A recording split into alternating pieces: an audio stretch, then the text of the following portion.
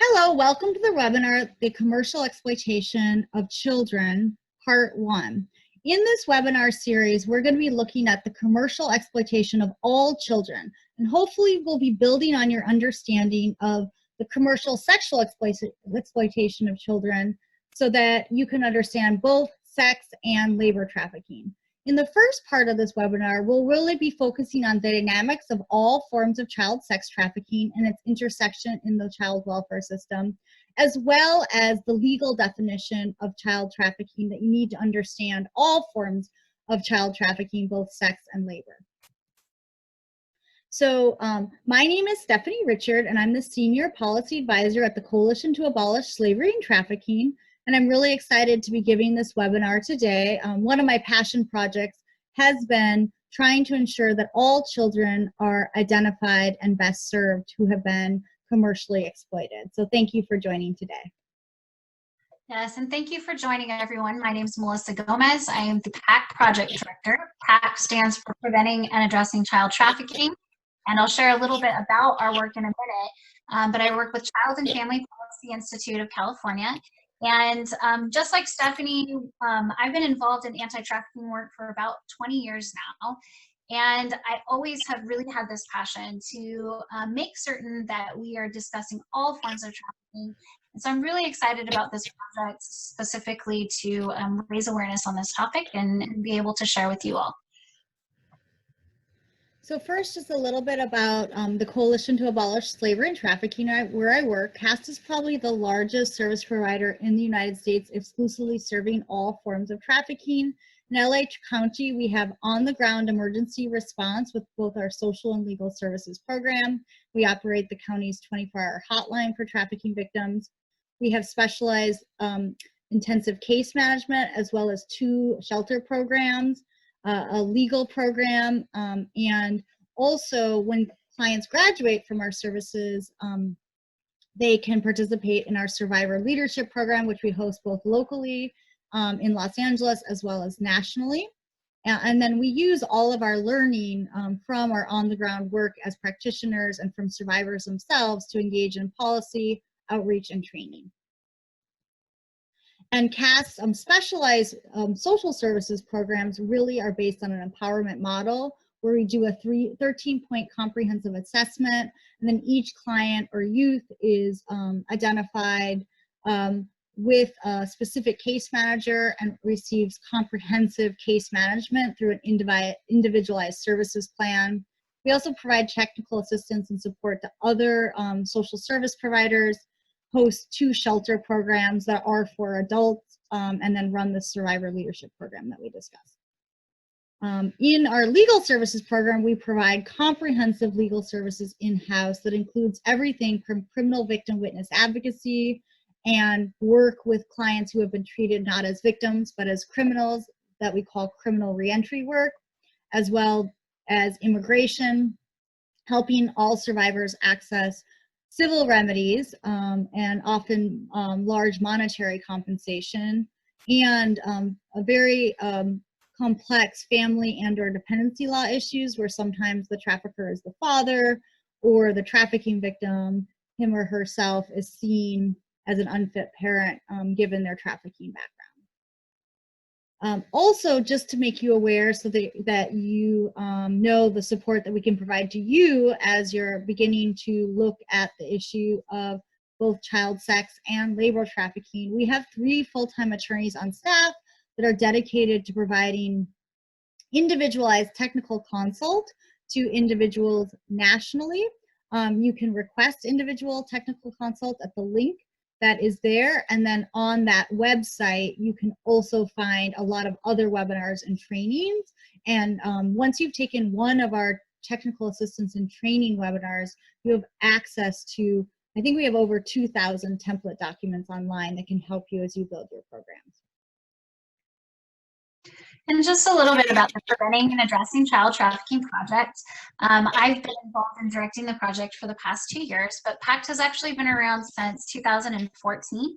It was funded through a federal grant that came down to the California Department of Social Services through HHS.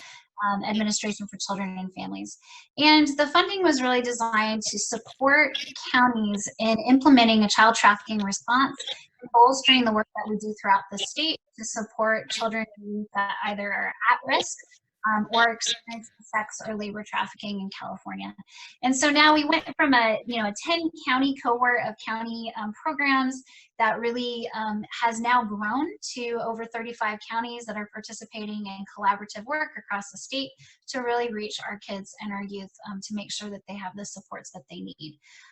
So if anyone is interested in some of the work that we do, I think Stephanie will click to the next slide. I can just share that we do have our regional peer leadership cohorts. We have a cohort in Southern California, in the Bay Area, Northern California, and the Central Valley. We also have a driver consultant team, which is made up of phenomenal individuals with lived experience and incredible expertise that provide support to our child welfare, probation, and other partners within the counties. We offer technical assistance and different opportunities for training throughout the year. And we do conduct research and evaluation. So one of the things actually that we're really proud of in the past 2 years has been our focus around expanding the work that many of you know as CSEC to also be inclusive of all forms of exploitation, including child labor trafficking. So we've recently produced a labor trafficking research brief that talks about the experience that we have with our initial pilot counties with PACT. We also do, annual conferences and convenings. Obviously, during the time with COVID, we're not doing those in person and they will be virtual. But you can access information on our resource website, and that will be provided at the end of the presentation as well. So I'll go ahead and pass it back to Stephanie. Actually, sorry about that. So as we get started and we're really thinking about, expanding this dialogue to talk not just about commercial sexual exploitation, but all forms of exploitation that impact children and youth, one of the things that I like to do is just ask us to kind of think about the images that we typically see if we were to do a Google search, or to think about the ways that this might be presented in the media. And so if you look at these images, what you're probably going to assume is that this is an issue that typically is impacting children and youth in other countries. It's impacting specific industries. And however, what we oftentimes don't link to that is realizing that this is something that is actually impacting our own youth and our own communities, as well as youth that are involved or engaged in the child welfare or justice systems. So why is this issue important to child welfare and juvenile justice, right? Well, the child welfare system is broadly charged with protecting children and youth from all forms of neglect. Child labor trafficking frequently, as we're going to learn throughout this training, intersects with commercial sexual exploitation. I worked for many years in victim services, and I can't tell you how many times youth that I came across that were identified as being victims of sex trafficking also had friends of labor trafficking in their experience. Children with experience in foster care, the juvenile justice system, are at a particularly high risk for labor trafficking or exploitation. Child labor trafficking might involve the failure or the inability of the parent or guardian to actually be able to protect that child. And this includes cases where children are labor trafficked by their parent or guardian. And then finally, I think it's important for us to remember that concerns around child labor or labor exploitation don't actually need to rise to the level of child labor trafficking to be harmful for children. And we're going to talk about some of those physiological impacts and mental health impacts that harmful child labor can have on children as we discuss more in this training. So I will go ahead and pass it on to Stephanie. And so, Melissa gave you a really good introduction on why child labor trafficking is relevant to the systems that you as practitioners are touching every day and working in. And my message is just this idea that children who are victims of sex or labor trafficking do not choose what industry or what form of trafficking they're trafficked into. And at its core, all child trafficking is about child exploitation for commercial purposes.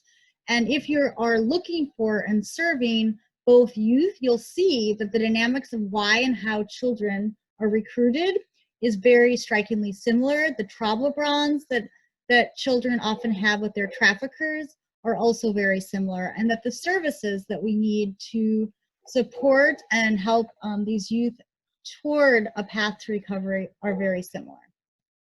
So our message in this training is don't be overwhelmed with thinking, wow, we've already done so much work in dealing with CSEC, can we really take on another issue? You know, our message is that you don't have to reinvent the wheel. You just have to make sure that your own team, your own self, is supporting all forms of commercial exploitation. And it's just a slight shift in a redesign that PACT is out there able to support. So when we're looking at human trafficking, there really are 3 distinct categories. So if a child is under the age of 18 and commercial sex acts are involved, it's considered sex trafficking of a minor. Okay? Now, if someone is over 18 and commercial sex are involved, or you must also have, in addition, elements called force, fraud, or coercion. So some way that someone is being controlled. And that's the exact same standard that we apply for both minor labor trafficking victims, so under 18, as well as adults. And so if you look at the actual categories and definitions of trafficking overall, you see that it has more similarities than differences. And to begin kind of the training, I next wanted to share the story of one trafficked youth who was misidentified by the very services and programs that should have supported him. Want to become a part of the life, so I had to run out of the country. I left my family, crossed borders, came over here. The first day, those guys that they call coyotes, they kidnapped me there and was locked up in a small room. I used to just cry, and if I do try to escape, they were gonna kill me.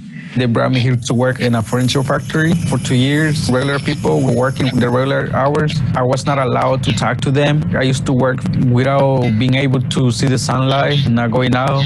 And then one time I told the manager I couldn't work because I wasn't feeling sick. They hit me with a stick of wood. I didn't get up, and he hit me again. They were treating me like an animal. And one day, I just ran out, and I got into a small restaurant, and they asked me what's wrong. But the guy, they were chasing me behind. They were coming back with me. And then the guy got there, and he said he was my dad. And then I told him that that's not true. This guy told him that if he doesn't leave the small restaurant, he's gonna call the police. And then he left.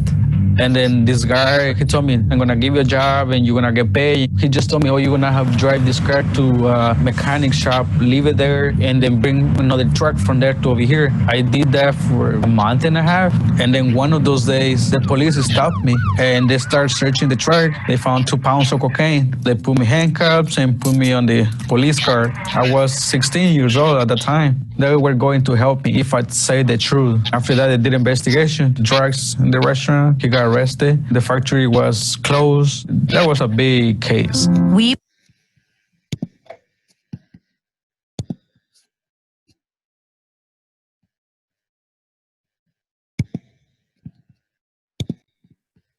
So as you can see from Jimmy's story,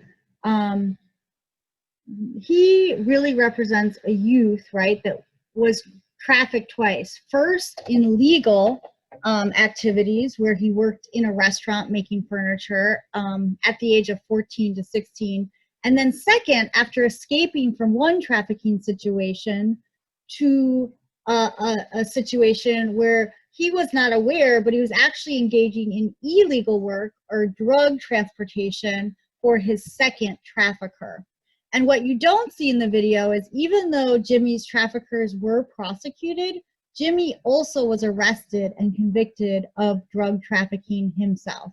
And one thing that surprised me when I was presenting on a panel with Jimmy one day is that when I asked him, well, and he was in Los Padrinos Juvenile Hall, and I asked him about his experience and the other kids there, he responded, well, there were probably 20 other kids in the same juvenile hall as me with the same story. So what I think Jimmy's story represents is all the trafficked kids that were missing in our system. Further, I know that Jimmy's story really represents a foreign national youth, but I think that we also see this similar kind of exploitation with our US citizen youth, and we'll be talking about some of those examples next. So what does child trafficking really look like? So the National Human Trafficking Hotline, which is our best source of data in the United States, definitely shows that child trafficking is a huge problem. But if we look at the statistics, they're showing that almost, 3/4, if not 3/5 of the survivors they're identifying through our hotline are sex trafficked. But why I wanted to show you this slide is then in contrast to CAS's data, and we serve youth and adults in the Los Angeles area. And so looking at almost 1,800 clients, our data shows that we have 48% of trafficking cases involving labor trafficking, and 37.5% of cases involve minors and transition-age youth, with 90% of those minors having involvement with the child welfare system. And a lot of those kids having similar experiences to Jimmy in what we call human trafficking for forced criminality.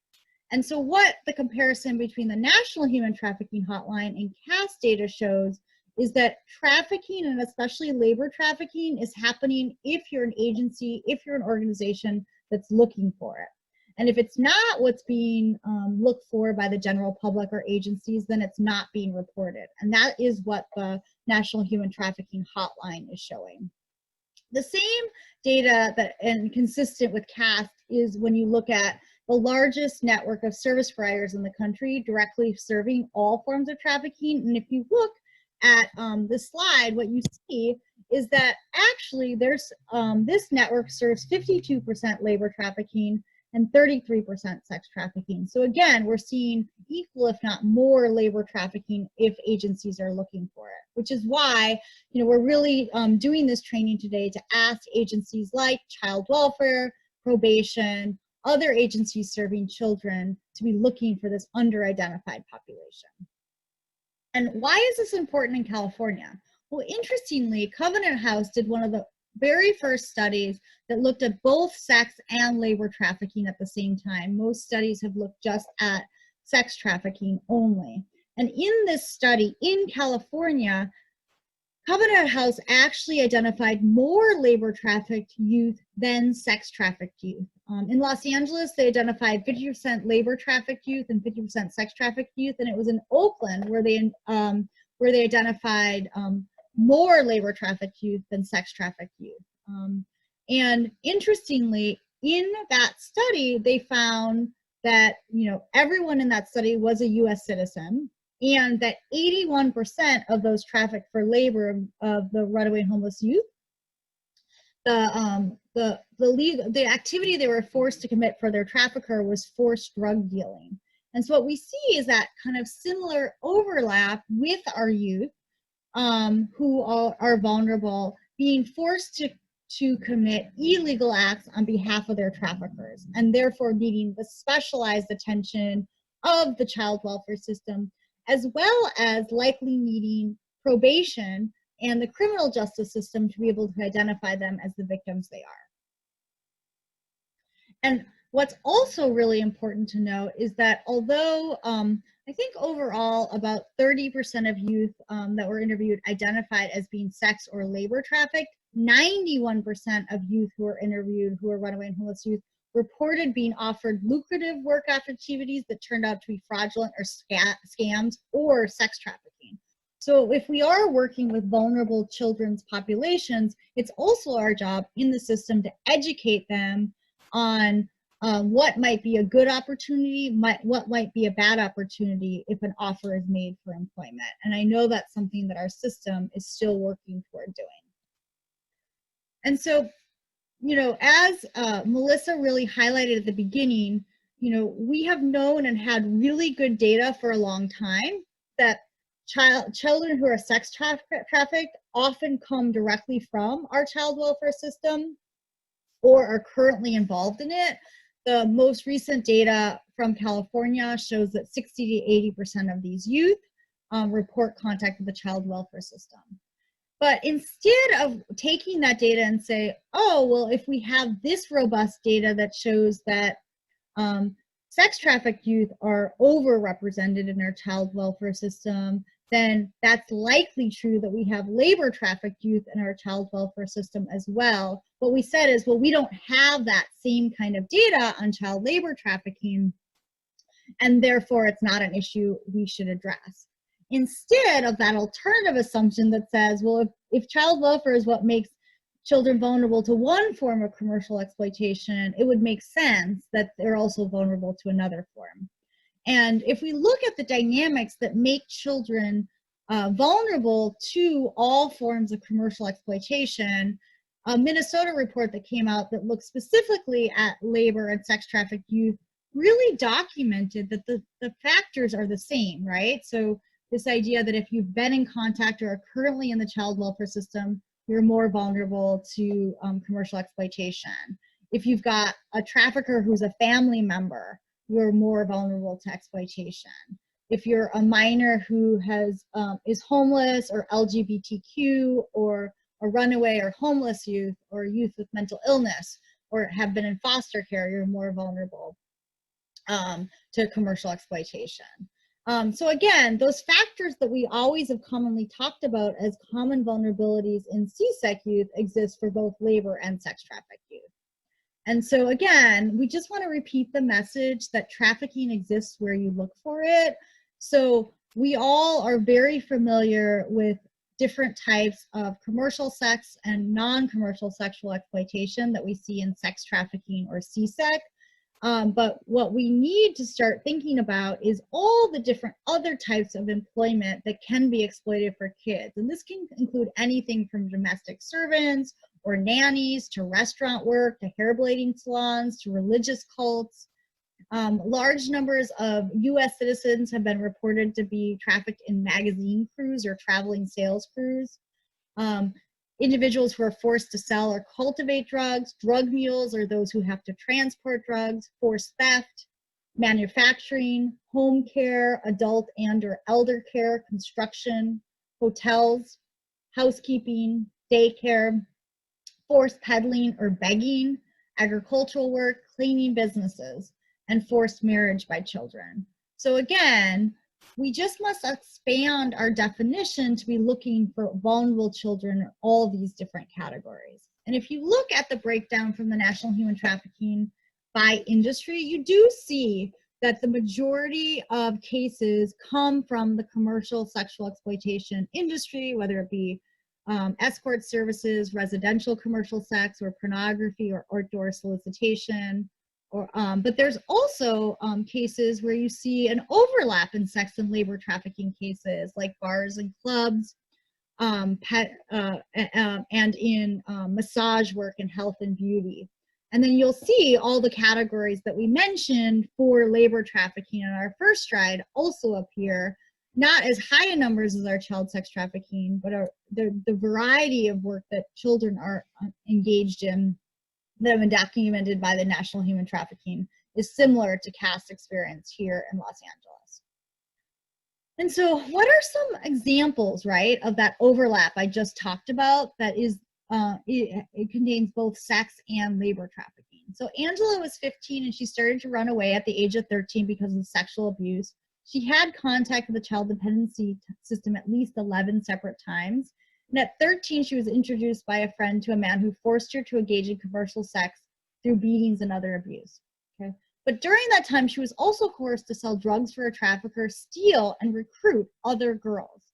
And Angela was actually arrested 2 separate times for theft. So we would say in this case that Angela is a victim of both sex and labor trafficking, and that overlap is apparent. Then you've got Maria, who's 16 from Mexico, and she's forced to first carry drugs over the border for her boyfriend, but then upon entering the US, she's also sold for sex. So again, a victim of sex and labor trafficking. Johnny, who is 14 and was gay, was constantly bullied at school and pressured to conform, so he ran away. He ended up being raped on the street and pretty soon started selling his own self to make money. So by definition, he is a victim of sex trafficking. However, he also joined a game and sold drugs for this new family. but did not receive any of the money from the drugs that he sold. The older gang members took all the money away. And so we would say that Johnny is a victim of CSEC, but also has red flags for labor trafficking. And finally, Maya was 15 when she was kidnapped by two men who kept her in a lockbox, sexually assaulted her, and only allowed her outside of that lockbox when she had to cultivate marijuana without pay. Now, interestingly, Maya is actually only a victim of labor trafficking by definition. She was not forced to engage in any commercial sex acts. The rapes were part of her coercion for labor trafficking. But again, Maya actually was misidentified as initially a CSEC victim and did receive specialized services only because of that. Whereas if she had not been identified as a CSEC victim, she might not have received those services. And so again, we talked about that overlap between labor trafficking within sex trafficking, and that can include various industries, including massage, housekeeping, selling drugs or transporting, theft, hosting others online, or engaging in other recruiting acts for your sex trafficker. And then stripping and dancing is considered, if there is no commercial sex involved, considered labor trafficking. And then on the other side, what we see with labor trafficking combined with sexual exploitation that doesn't rise to the level of commercial sex trafficking or CSEC, you see things like sexual harassment in work opportunities, sexual assault.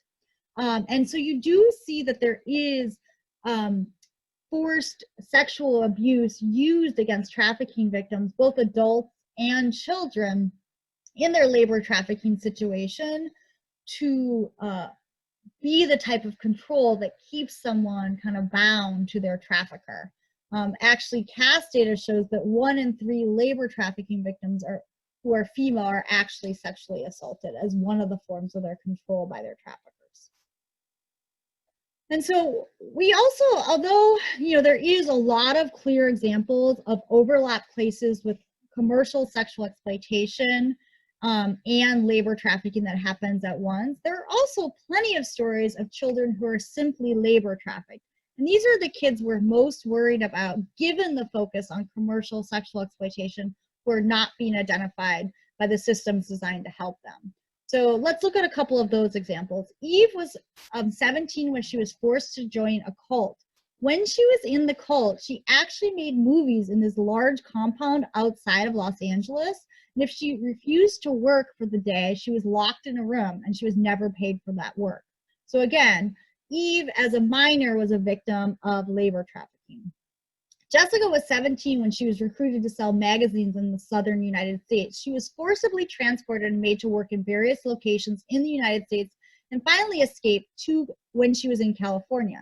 She actually went to her local police department for help, but the police department just kind of identified her as homeless and didn't identify her as labor trafficked. This is a very common scenario, and we see it and with very similar dynamics to what you see in sex trafficking, because these kids are brought from state to state, stay in motels. Often the hotel are not allowed to go back to the hotel unless they make their quotas, and suffer a lot of the same problems that we see in sex trafficking cases, where they don't even know the state they are in, their communications from any form of help are cut off.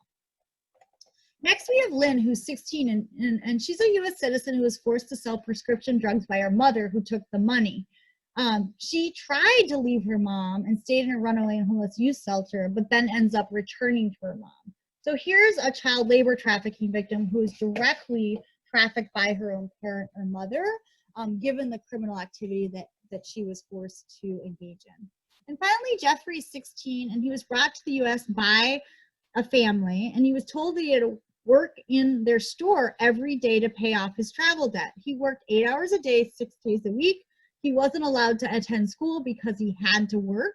And eventually, the family just kicked him out because they decided he wasn't worth keeping, and he ended up homeless on the street. Again, someone who is not with likely legal parents or guardians, but is clearly being exploited and taken advantage of in a family situation. So let's look at some of the other common dynamics we see in sex and labor trafficking. So in sex trafficking, we definitely, who we're identifying right now are predominantly female individuals and cis female individuals. But what we see is that in our labor trafficking scenarios, we identify almost 50% labor and 50%, we identify almost 50% male and 50% female.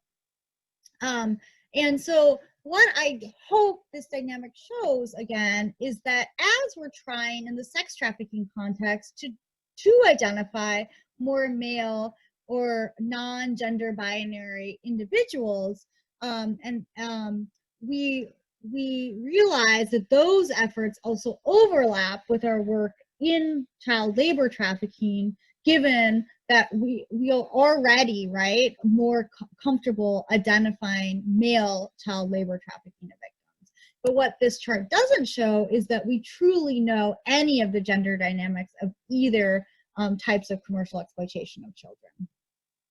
The next kind of area I want to talk about is about unaccompanied immigrant minor children.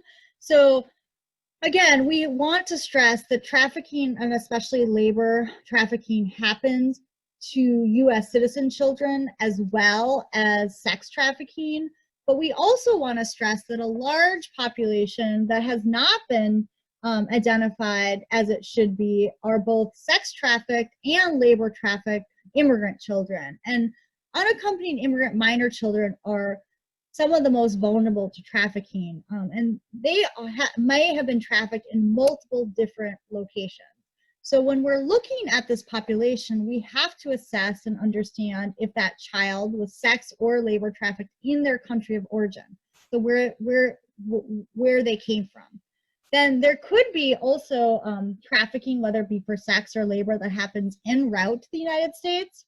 And then we also see clear examples of trafficking that happens directly at the border of the United States, whether it be forced commercial sex and or a lot of times drug smuggling, or even having to participate in smuggling of others or other agricultural work. And then the last thing we have to screen for with these kids is if they have had any trafficking, whether it be sex or labor, that happened once they were in the United States. And again, if we don't assess and understand the vulnerabilities at each point in their journey to the United States, we might not be properly assessing these unaccompanied children for all forms of commercial exploitation. And so when we look at the National Human Trafficking Hotline status on, is someone a U.S. citizen or foreign national? Again, we see that discrepancy where we see that labor trafficking victims are more likely to be foreign national than sex trafficking victims, who are more likely to be U.S. citizens. But again, I think what this data shows us is that trafficking is happening where it looks for us. And I know that there has been a lot of discussion in the CSEC movement that we need to do a better job of looking at immigrant populations. So again, as we're trying to expand our understanding of foreign national sex trafficking victims, it makes sense to also make that jump and be looking more at foreign national labor trafficking victims at the same time. And honestly, quite frankly, what the data we currently have in the United States shows is that we're currently failing to serve our foreign national children who are in the United States. So since 2001, our Department of Health and Human Services federally has been able to issue what's called a specialized certification letter for any child that's identified as sex or labor trafficked. And you'll look that the most, in almost 20 years, we've identified less than 2,000 children. And we all know, based on the statistics that are out there, that there's far more of these children identified probably in a year than received this specialized certification letter in 20 years. And so again, it just reinforces that message that we're failing to serve a particularly vulnerable subpopulation of trafficked youth. And so then the next question we always get around labor and sex trafficking frequently is like, who are the traffickers? And we really see a difference. And so I would say that my answer, whenever I'm asked about who are the traffickers, it really can be anyone. And so when you stereotype, you're going to miss a subset of traffickers. But you'll see that the top ones, friends and acquaintances, organized crime and gangs, the smuggler, family members, relatives, intimate partners, are all basically the same for sex and labor trafficking. And then where we see somewhat of a distinction in labor trafficking cases is that we do see businesses and third-party recruiters or subcontractors involved more in labor trafficking. And then there also are a fair number of diplomatic cases or cases involving actual government agency bodies from international organizations that have labor trafficked, usually for domestic servitude, individuals who are children in the United States or adults. So what are some of the recruitment methods we see? And again, we see the recruitment methods for sex or labor trafficking being strikingly similar. So it can be newspaper, internet, or social media. It can be fake or legitimate employment agencies that offer jobs or legal ways to come to the United States. Or it can be fake travel agents. It can be word of mouth, so recruitment by individuals that you know.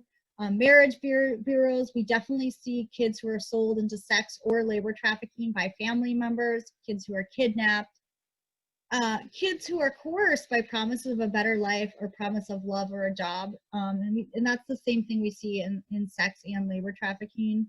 There are debts that some children are told they have to pay off, and there can be fraudulent marriage or adoption. And so Melissa, I think you were going to highlight this kind of interesting case that is an example of one way that traffickers were recruiting for labor trafficking of kids. Yeah, thank you, Stephanie. So I know earlier you actually mentioned that case that involved the marijuana industry and that young girl that was held in a box. And this is actually an example from recruitment that took place up in Northern California in Humboldt County of youth that were being recruited to trim in the marijuana industry. So I just wanted to share how easy, you know, we kind of think of these fancy ways that traffickers may be recruiting youth, but it could be as simple as like a posting like this, and you can see that all of those are torn off. So yeah. And again, there are a handful of ways that we see sometimes youth recruited into labor trafficking that's slightly different than sex trafficking. And some of those specific vulnerabilities for youth in labor is that youth lack the experience to recognize abusive employment practices or see offers that as suspect. Youth face challenges securing well-paid work because of some legal restrictions, which we'll talk about next, or they have lack of work experience or advanced education. A lot of youth feel compelled on their own to work to support their families, and so sometimes the only opportunities they see are illegal, and that can make them susceptible to trafficking into illegal activities. And there's also a heightened risk when for youth because they lack the support networks that some adults have, and they face additional barriers to employment, whether it be a criminal record or just their status as a youth. And finally, you know, as we talked about earlier, youth with experience in the foster care or juvenile justice system might have limited access to work opportunities, so can be a particularly heightened risk. And so again, CAST helped a researcher engage in a study, and they talked to DCFS workers. And what that study documented was that almost 50% of the youth that these workers were seeing actually were believed to be working. But what was also documented is that none of these workers were really asking any questions about the type of employment they had or exploitation that could occur. And so that's really why it's important to understand all the dynamics of trafficking and be able to have conversations about work and employment with kids in your care. And it's even more important when that employment, in quotes, might be in an illegal activity. And what's important to note is that labor trafficking can be for an illegal activity, and that the labor or service that the youth or adult is forced to engage in is the forced labor. So we all commonly recognize that in the context of human trafficking for commercial sexual exploitation, where the prostitution, right, is the illegal act that youth are forced to engage in. But we are not really screening our youth who engage in gang activity, scams or stolen checks, identity theft, theft of property or auto, benefits fraud, smuggling, selling, or cultivating or using drugs, loitering for sales, or truancy. And these are all cases that CAST has seen on our caseload. And so again, if we're in the juvenile justice system and working with youth, it's really important to ask questions in a non-threatening way about how and where they're making money, and if they are the ones getting to keep it, or if there's a third-party exploiter involved. And that really goes to, the limited protections that we've seen to really assess and identify youth who are trafficked for other forms of illegal activities besides commercial sex. So we see that the majority of states have now passed something called safe harbor laws to ensure, as in California, that you cannot arrest or criminally convict a youth in the criminal justice system. But 0 states have put any protections in place to screen all children, whether they're sex or labor trafficked, to see if any other form of illegal activity they're forced to engage in by their traffickers is being identified. And so I really think that the story that I'm going to share with you next highlights how difficult it is for these youth to be seen as the victims they are. Sometimes they make you beat up someone, stab someone. I've moved weed, I've moved cocaine. 2 or 3 times I've gotten into houses and I know I've directly, me myself, I've shot down like 5 people. Well, right now, after everything I've done, all the problems I've caused, I just want out. I want out of all this. But if they ever need me, I know that I have to go back.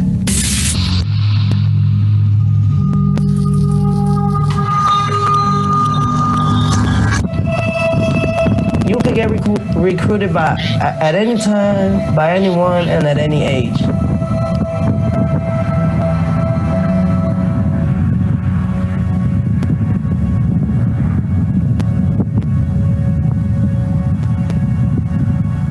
I've moved weed, I've moved cocaine. I would teach illegals how to say U.S. citizen, or I would hide them. There's little kids that are 9, 10 years old shooting people. 2 or 3 times I've gotten into houses and I know I've directly, me myself, I've shot down like 5 people. Cold, You gotta be ready to die at any moment. It is a fear of mine, but I've accepted it as an inevitability.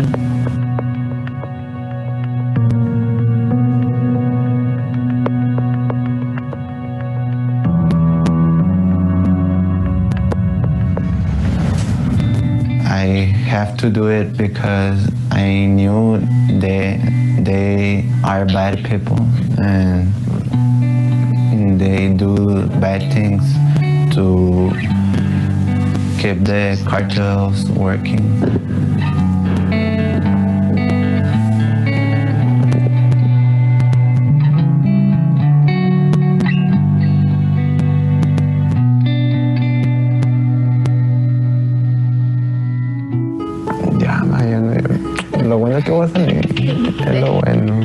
I grew up in Mexico and I went to the U.S. citizens, that. Call it right, march. Not only in Mexico are the cartels and the drugs and the bad influence.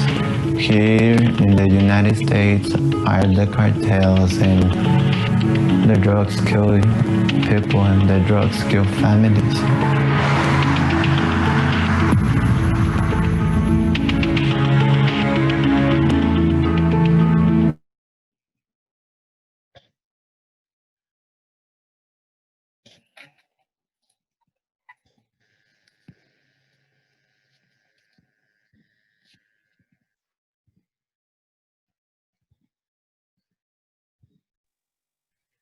So as these 2 stories really highlight, what you see is kids who are really caught up in systems that then exploit their youth, exploit their vulnerabilities, and they end up engaging in illegal activity. And you saw that both, right, had been arrested and detained for them.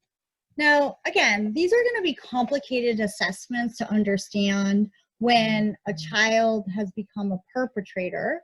But what we know is happening right now is that no assessment is being made to understand that careful dynamics. And I wanted to just take a time to compare that to how we understand the idea of a child soldier internationally who has committed heinous and often awful acts of violence for usually an army.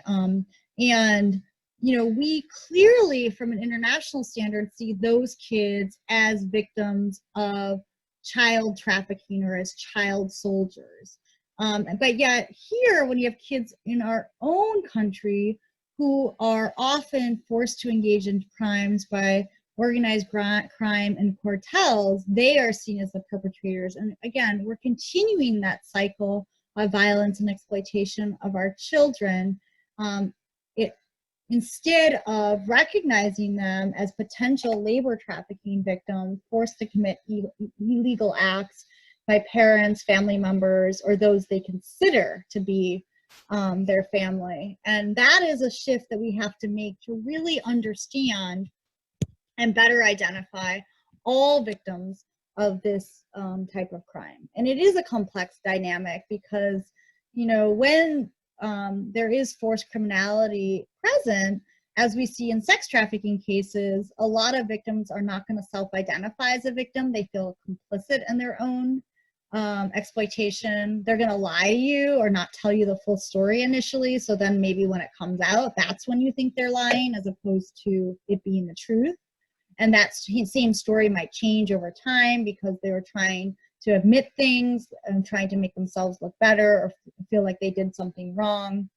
Also, as we see in sex trafficking cases, victims, and we'll talk a little bit more about this, can experience trauma bonding with their trafficker, so they may be actually covering for their trafficker and therefore lying for those reasons, and or they could recant because they want to protect the person that was exploiting them. So really, you know, though, when we look at human trafficking for forced criminality, as well as for illegal activities in all different industries, you know, what we see as being common vulnerabilities in sex trafficking are actually the same exact vulnerabilities that we see in labor trafficking. So these include things like poverty, just being a youth, having no immigration status, having an unstable home or abusive home, being LGBTQI, needing just basic necessities or a shelter, needing community or support, having some kind of disability or emotional trauma, prior abuse, racial or ethnic discrimination, and prior history of juvenile delinquency. And so all of those things, right, are how we commonly understand vulnerabilities to CSEC, but we just need to apply that same lens when we're looking at all vulnerable children. And you know, the last thing is just to say that when you've been trafficked for sex or for labor trafficking, your prior trafficking experience actually makes you more vulnerable to re-exploitation, whether it be labor exploitation or some kind of a different trafficking case, as we saw in Jimmy's case, where he was trafficked by 2 different folks. And we see in a lot of our sex trafficking cases where you might be trafficked over and over again. And that's because traffickers really, especially for kids, do fulfill the basic need that some of our most vulnerable kids need to meet every day. And finally, you know, I do want to highlight, because we're talking with child welfare, is that you can see that you have intergenerational trafficking where the parents' victimization, whether it be in sex or labor trafficking, is the reason that children are also victimized in sex and labor trafficking. And so again, sometimes those parents or guardians might be seen as the perpetrator when they're victims themselves. And then as we see in some cases, you know, parents or guardians can be perpetrators as well. So then now that we kind of have a common understanding of the dynamics and how labor and sex trafficking looks and the overlaps, I just want to cover in a little more detail, but I promise not too much, so you can understand kind of that legal definition of all forms of trafficking and how you make the assessment. So in 2000, the US government passed its first comprehensive law on human trafficking called the Trafficking Victims Protection Act. And this was the first law in the country that provided specialized resources to combat trafficking here in the US and abroad. It provided specialized immigration protections, and it defined these new crimes of sex and labor trafficking, including sex trafficking of minors and labor trafficking of adults and minors. And so in that definition, there was a definition of who is considered a victim of trafficking. And that definition, and I promise this is one of the only complex things I'll read for you today, is that human trafficking victim defined is A, sex trafficking in which a commercial sex act is produced by force, fraud, or coercion, or in which the person induced to perform such an act has not attained 18 years of age, or the recruitment, harboring, transportation, provision, or obtaining of a person for labor or services to the use of force, fraud, or coercion for the purpose of subjugation to involuntary servitude, peonage, debt, bondage, or slavery. Okay, so let's face it, this definition sounds complex and sounds difficult, and it has created a lot of confusion in the field. And our California law, which was passed in 2005, sort of has that same interesting dynamic where it has pretty complex definitions of both sex and labor trafficking. But as practitioners, what you really have to understand is that trafficking and identifying it in the sex or labor trafficking context is not that hard.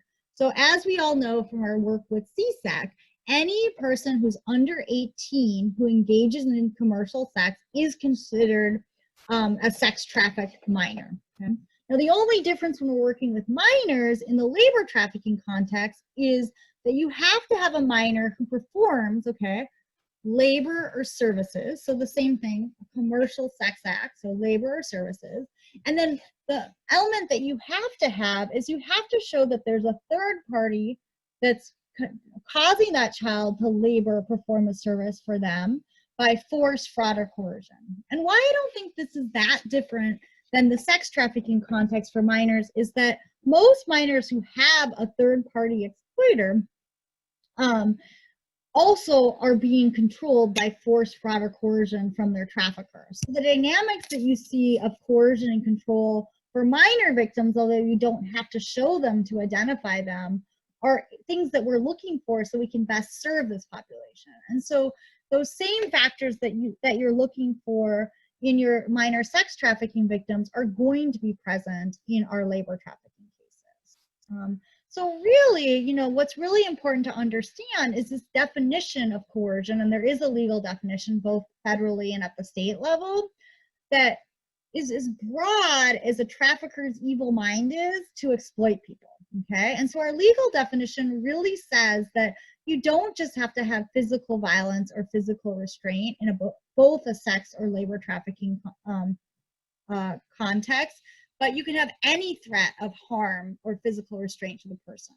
Okay? It also clearly says that you can actually not even threaten to harm someone, but you can just threaten them with the legal process or other processes. And that is enough to make that element of coercion needed for a child labor trafficking victim. And then the last thing, and this is the broad catch-all I like to highlight, is that the actual definition of coercion contains any scheme, plan, or pattern intended to cause a person to believe that failure to act will result in serious harm or physical restraint, meaning anything, right, that causes someone to work for them and for an adult to engage in commercial sex, and it's a plan by a third person, can be shown to be the coercion needed to show that it's involuntary servitude or sex or labor trafficking. And the last thing to note in California is that we do have this catch-all phrase added that says that if you are providing or facilitating the possession or control of any kind of controlled substance to a person with the intent to impair their judgment, that also can be a way of coercing someone. And we commonly see that in sex and labor trafficking cases, especially those involving minors. But we also see that those minors are blamed for their own drug abuse habits. The last thing you should know, and this is especially important when we're dealing with kids, is that when we're looking at that harm that you need to show that causes someone to work for someone else or engage in an illegal activity for someone else, that there's an actual definition around that, and that serious harm can be any harm, physical, psychological, financial, or reputational, but more importantly, it takes into account all the surrounding circumstances of a youth, right, or an adult, to compel that person of the same background and the same experience to keep performing that labor or engaging in that commercial sex act. And so finally, just so we understand what the abuse of legal process is, it can be anything. It just doesn't have to be criminal threats. It can be things like administrative, civil, or criminal, and causes, right, a child or a youth to take advantage. So I'll call DCFS if you don't work in my store and you'll be taken away from your family.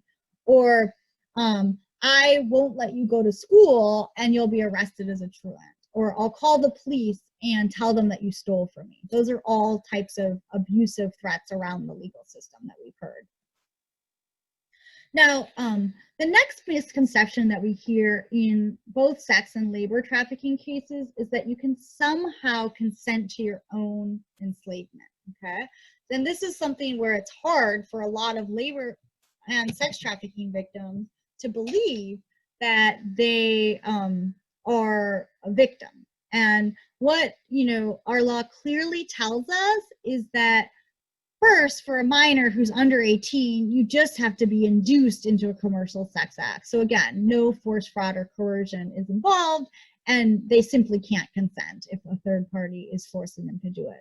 But for a minor labor trafficking victim, even if they feel like they agreed to it, if force, fraud, or coercion is used to control them, to make them steal or sell drugs, and a third party is really the person who's benefiting, they could not consent, right, to their own control and enslavement, and they should be treated as a victim, as we see child sex trafficking victims in the same context.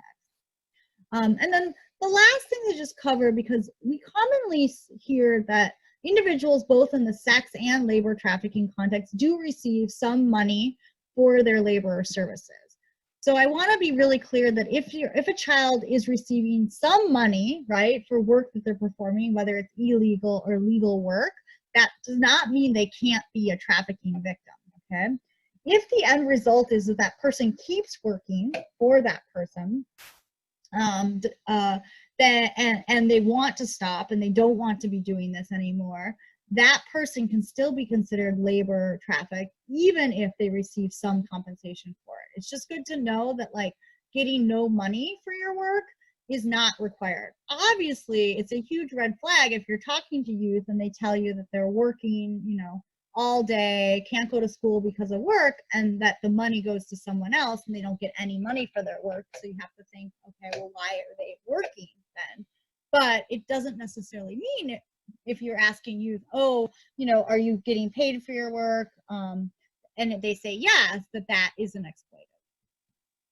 And so we kind of went through good examples of control that are used by traffickers, which can include force, fraud, or coercion.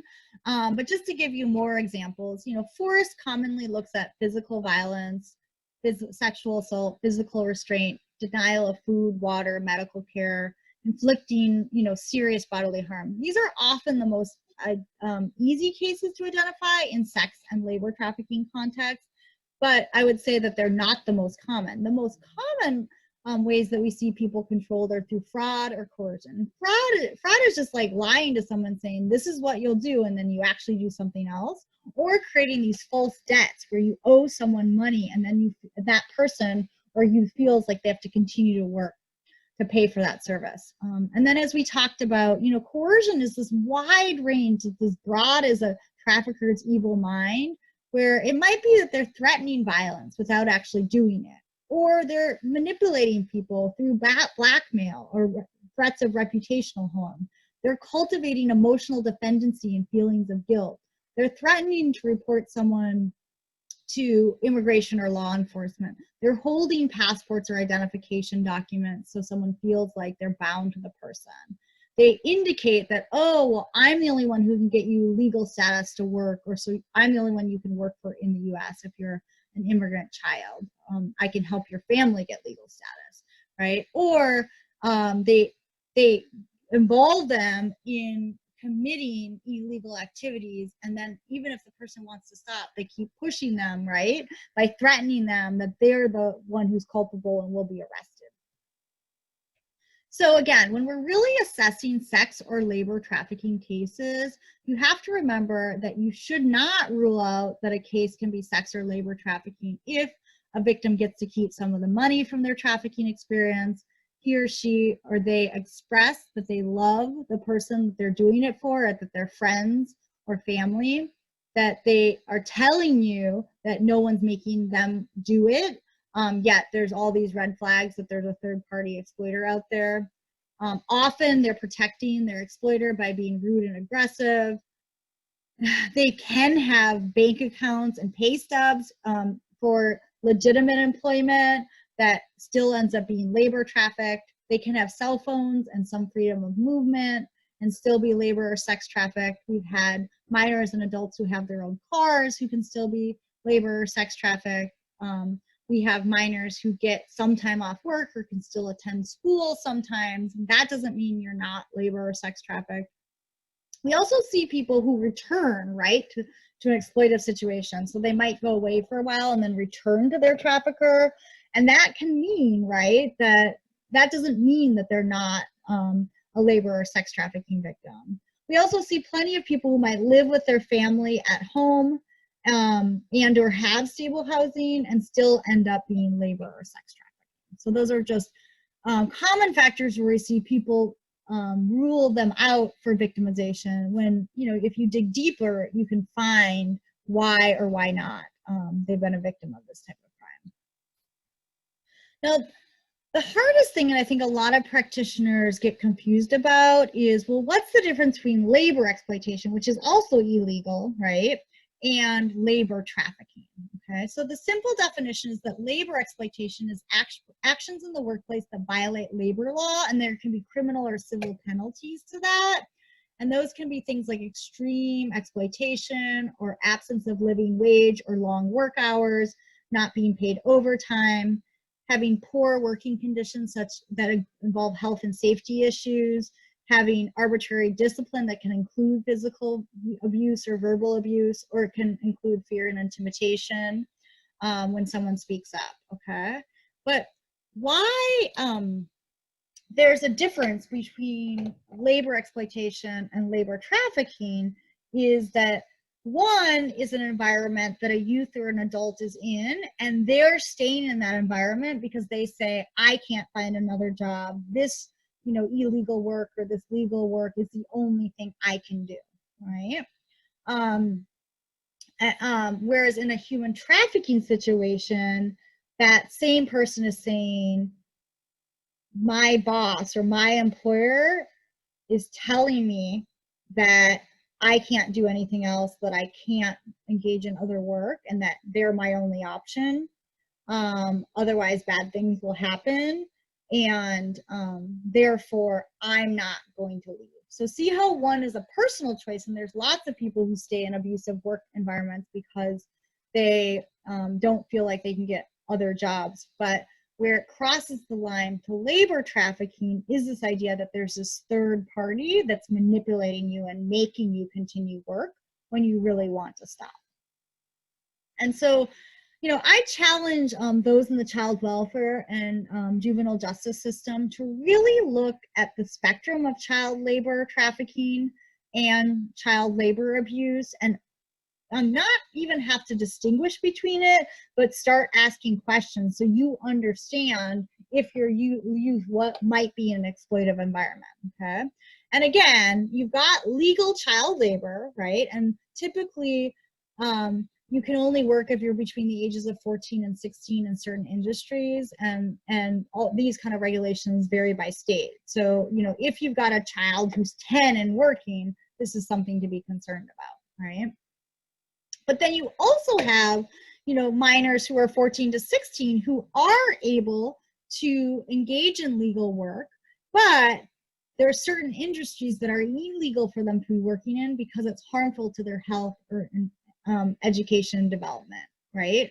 So again, you just need to be assessing, and you don't have to know the law in this area, but just to be assessing if there's anything dangerous in a legal work environment that would make you raise red flags for why is a youth being there, right? And then there's labor exploitation, right, which commonly happens in legal work environments, and it's legal for kids to be working in those environments, but they're not receiving fair wages, they're not receiving overtime, they're not receiving breaks, right? And they likely can leave that employment, but they might, because of their own need for work and to support themselves, stay in that. Again, as someone who's there to protect that youth, you need to be assessing if that's occurring. And finally, as we talked about, then there's labor trafficking, where youth really are exploited by that third party that's keeping them in an illegal or illegal employment opportunity. And what I wanted to highlight is that there's significant research out there that says that any form of child labor is and can be damaging to a child's health, right? So, commonly we might hear things like, well, if a child's working to support his family or with the family, that's got to be okay. But actually, international studies have found that working for a family can be just as dangerous as working in a third party, right? And that it can, hazardous work has to be addressed even when it happens as family-based work, and that it really does impact both the psychological and physical development of children. And so, as child protected workers and those who are child advocates or those who are working with youth, we have a duty to really do these assessments to best protect our youth. So now that we've sort of seen the overview of the dynamics of trafficking and the legal definition, I wanted us just to review one case scenario to sort of talk about the elements that we discussed. So I'm just going to read this out loud, and then we'll talk about it in more detail. So this scenario says, I'm a 16-year-old from Mexico. I came to the US because I wanted to make money to support my family. I knew a woman in the market who could help me get to the US, and I asked her to make some arrangements. She said I would have to pay $5,000 to get to America. I borrowed $2,500 and obtained a passport. The other $2,500 was paid by a relative in the US once I arrived. I crossed the border with a group of other people and was placed in the house in the US. I'm not certain of the location. We slept on the floor and it was very crowded. The smugglers in the house raped some of the women and girls, but I was not raped. I was scared this could happen to me. My passport was taken from me. I was not allowed to leave the house and was told that my relative would have to pay an additional $5,000, not the $25,000 I was told. My relative was not able to pay this money and was kept in the house for almost 2 months until the house was raided by ICE. Okay, so when we look at the very specific facts in this scenario, we have to ask ourselves, do we have enough information to identify this case as labor trafficking? Okay, so the first thing you always want to look at is, okay, what good facts do I have? So we know that we have elements of coercion, right? There's someone who is watching other people being raped, right? And that seeing, violence committed against other people can cause someone to feel like they're being controlled. We've seen fraud committed where a debt, is changed to be a larger amount and then can't be paid. We have seen that this individual, is scared because there are armed individuals around him or her. Okay. Now, but what we don't know, and this is the number one thing that I commonly ask people to start with is, well, what was the trafficking experience, right? So in this scenario, we don't know if there was commercial sex involved. We only have a visual report of rape, so we don't know if money exchanged hands or anything of value. So we need to look into that more to identify that child as a victim of sex trafficking. The other thing we don't know is if that individual could be considered a victim of labor trafficking, because we don't have any information on what that individual did for the 2 months while they were in the house. So what this scenario really tells us is that we do have to do a deep dive to understand, right, the difference between certainly crimes were happening against this child, but was it labor or sex trafficking? Now, in this case, it is actually based on a case of child labor trafficking that I personally worked with, where it was a youth, and all these things happened, but the facts that were left out was, one, this was a male, so people assumed this was a female given the description. But then two, the second thing is that this youth was forced to sleep and live in the bathroom of this smuggling house. And every day his job was to clean and make sure that this bathroom was spick and span for the 25 other people kept in the house. And so given that he was forced to labor under threats of violence and in this coercive environment, he was identified as a labor trafficking victim. But again, if follow-up questions hadn't been asked to that youth about the circumstances of how he was kept in that house, then he would not have been identified as such. The same would be true if we had a US citizen, right? So something where someone is seen as engaged in illegal activity. In this case, it was a smuggling house, but it could be with a gang activity. If we don't look behind what is actually happening to see, okay, is this youth performing some kind of labor or services for the gang, and it's done under threat or fraud, right, or through any other types of coercion, we won't properly identify the youth that we should. So that is the conclusion of part 1 of our training today. As a reminder, PAC has specialized resources developed for the response to child labor trafficking in California. It is available on the website at your screen. Also, if you are based in Los Angeles, California, CAST has a 24-hour hotline, especially if you're new to the issue of labor trafficking and need a legal assessment. If someone meets that definition, you can call this hotline or have your youth call with your help.